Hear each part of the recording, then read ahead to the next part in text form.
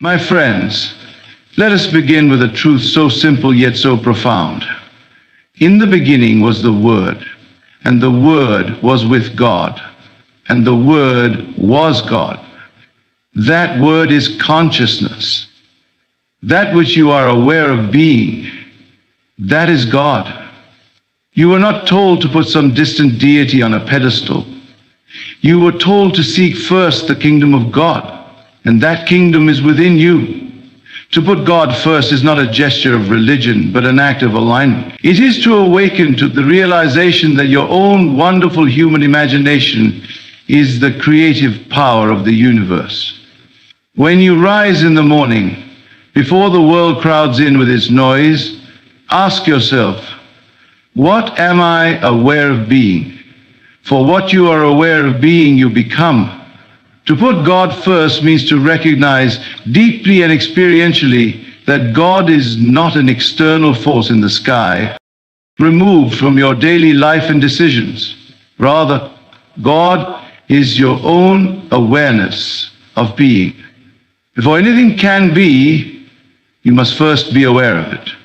This fundamental awareness, sense of I am, is the root of all that comes into existence in your world. That simple consciousness of being, which you may have taken for granted, is in fact the doorway to infinite creation. When you awaken to the truth that your consciousness is God, you begin to understand what it truly means to put God first. Everything in your life flows from what you are aware of being. If you say, I am tired, I am lonely, I am poor, then you are placing your awareness upon those states, and by doing so you are giving them life. But if you choose instead to say, I am strong, I am fulfilled, I am prosperous, then your consciousness begins to mold reality in that image. You are not just describing a condition, you are creating it. That is the power of awareness. That is the God within you. To put God first, then, is to become deeply aware of what you're accepting as true in each moment. This is not about positive thinking in a superficial sense. It is not about denying pain or pretending things are different. It is about going to the root, to the awareness that precedes all experience, and choosing consciously what you dwell upon, what you assume, and what you accept as real. The world that appears around you is the mirror of your inner assumptions. Nothing can come to you unless it is first accepted in consciousness. The moment you realize this, you have touched something holy. You have found the presence of God, not in a church or a doctrine, but in the very core of your being. To say I am is to claim the divine name. It is the one name that belongs to no one else. When Moses asked for the name of God, the answer was, I am that I am. That is not a name like others, but a revelation. God is being itself, and you are that being. Every time you use the words I am, you are invoking the creative power of the universe. Most people do this unconsciously. They speak words like, I am tired, I am afraid, I am unlucky, without realizing they are affirming and giving life to those states. But once you awaken to this principle, you begin to guard your I am with reverence. Putting God first means putting your awareness first, before action, before reaction, before effort. It means not rushing into the world to change things, but first changing the inner state from which your world is born. If you find yourself in lack, putting God first means not begging or pleading for help, but quietly and confidently assuming the feeling of abundance. If you face illness, it means not surrendering to fear, but dwelling in the feeling of perfect health. Not because you're ignoring reality, but because you're planting the seed of a higher reality. One that must manifest if it is held in faith. This is what it means to live by faith and not by sight. It is the highest form of worship. Not ritual, not repetition, but trust in your own divine awareness. You begin to live from a place of knowing that your inner world is the true cause and that outer circumstances are merely effects. The more you dwell in that truth, the more your life begins to change, not through struggle, but through alignment. When you truly put God first, you no longer look to the world to tell you who you are. You go within. You feel, you imagine, and you assume. And then, as surely as the sun rises, your world reflects your inner conviction. This is the way of spiritual creation. This is how the invisible becomes visible. And this is the quiet, powerful way in which you place God, not an idea of God, but the living God of your own being, at the center of your life. To live from the end is to dwell in a state of your wish fulfilled, to think, feel, and act as if what you desire is already yours. This is not a metaphor or a poetic idea. It is a practical spiritual principle of creation. The world you experience is a reflection of your inner state, and your inner state is shaped by what you believe to be true about yourself and your life. When you live from the end, you no longer seek or strive. You assume that the goal is already achieved and live in the mental and emotional atmosphere that naturally flows from that assumption. This is how desire becomes manifestation, not through force or effort, but through inner sectors. Most people live from the middle. They are always reacting, adjusting, hoping. They look at their current conditions and try to figure out how to get to where they want to be. But that mindset places the desire always in the future, always out of reach. Living from the end requires a shift. You stop waiting for things to change and begin to embody the change now, inwardly. If you desire love, you must dwell in the feeling of being loved now, not in a vague hope, but in a deep, rich inner experience. If you desire wealth, you must stop identifying with lack and stop feeling the ease, confidence, and freedom that come with financial security, as if it were already so. This is not wishful thinking. It is a creative act. You are selecting a new state of consciousness and making it your dwelling place. When you persist in this state, your outer world begins to conform. Why? Because the world is not separate from you. It is a projection of your own consciousness. Just as a dream reflects the mind of the dreamer, your life reflects your sustained inner assumptions. If you change your state, your world must change accordingly. Living from the end does not mean ignoring what is, but it means not being bound by it.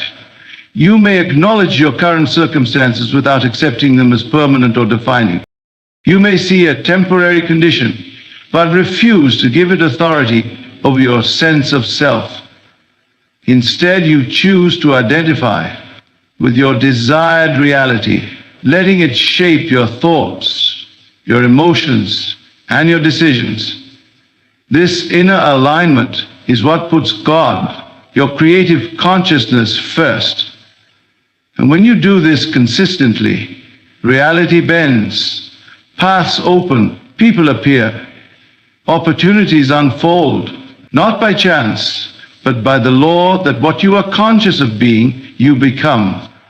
Emotion plays a vital role in this process. Feeling is the secret. It is not enough to simply think of what you want. You must feel it as if it were already yours. Feeling is what impresses the subconscious mind, and the subconscious is what externalizes your inner world. When you imagine an outcome and feel it with conviction, feel it as natural, normal, already true. You plant a seed in the depths of your being. That seed, if not disturbed by doubt or contradiction, must grow and take form in your experience. Living from the end is an act of faith. It is believing in what is not yet seen, because you have already accepted it within. It is walking by the light of your inner vision, even when your senses seem to deny it. But the moment you truly feel that what you desire is already yours, you rest. You stop striving because you know it is done. That inner rest is the surest sign of faith. You don't need to push the river, you only need to trust that it flows. This is the essence of creation. Choosing your state, assuming the end, and living from it in quiet confidence. Every great work, every transformation, every healing begins with this inner movement. You see the end in your mind's eye, feel it in your heart, and let that feeling guide your steps. And as you remain loyal to that state, everything you need to fulfill it is drawn to you, often in ways you could not have predicted. That is the mystery and the beauty of this law. The how is not your concern. Your only task is to live from the end and let the power within you do the rest. Creation does not begin in the outer world. It begins within. When you understand that your inner state, your thoughts, your feelings, your assumptions is the true cause of everything you experience, you stop looking to the external world for answers. You begin to realize that to put God first is to put your own inner alignment first. Because God, as the creative power within you, operates through your consciousness. This is not a vague philosophical idea, but a concrete spiritual law. Everything you encounter in life is shaped by what you are in harmony with inwardly. Align with fear, and fear will shape your world. Align with confidence, peace, and love, and those qualities will begin to manifest in every area of your life. The world is a mirror, not a creator. Too often people attempt to rearrange the mirror without addressing the source of the reflection. They try to fix circumstances, control people, or manipulate events, hoping that these adjustments will bring peace, happiness, or success. But these efforts are like trying to change your reflection in a mirror by painting the glass. True change begins in the invisible, in the quiet chambers of your own consciousness. If you're willing to turn within, to observe and shift the beliefs you carry, you'll find that the world begins to respond differently, effortlessly, even magically. Inner alignment is not something mystical. It is simply the practice of choosing your state of being. Every moment you are embodying a particular state, joy or frustration, abundance or lack, confidence or insecurity. Most people do this unconsciously, reacting to what the world presents. But when you take conscious responsibility for your state, you begin to step into creative dominion. You stop asking, what is happening to me? And start asking, what am I being? This shift is everything. It means you no longer place your power in the hands of circumstance. You reclaim it and direct it from within. You do not need to struggle to make things happen when you are aligned. The struggle only arises when there is conflict between what you want and what you are inwardly consenting to. If you desire abundance but feel lack, then the state of lack is what you are truly aligned with, and that is what continues to show. But when you align inwardly with abundance, feeling it, trusting it, walking in it, then the doors begin to open naturally, and circumstances shift to match that new inner vibration. Here, mission also means removing idols, those false gods we often put before our awareness of being. Fear is an idol. So is doubt, resentment, envy, and comparison. These are states that take our attention and power and turn it outward, where we try to fix or fight against a world we think is separate from us. But once you recognize that the world is responding to you, not happening to you, you take back your creative authority. You stop reacting and start choosing. You stop blaming and start creating. Inner alignment is a quiet, steady power. It does not need to prove itself or announce itself. It is like tuning a musical instrument. Once the string is in harmony, the sound that comes from it is pure. When you are inwardly aligned with the state you desire, you speak and act naturally from that place. You don't need to force outcomes because your words and actions are flowing from a center of truth and conviction. People feel it. Circumstances bend to it. You are not chasing results. You are drawing them by the law of resonance. When you put God first by aligning with your highest state, whatever that is for you, love, joy, clarity, abundance, you are honoring the divine within. You are saying, I trust the creative power in me more than I trust appearances. And that trust becomes the channel through which new conditions emerge.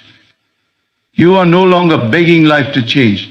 You are embodying the change. And from that embodiment, all things are added unto you. This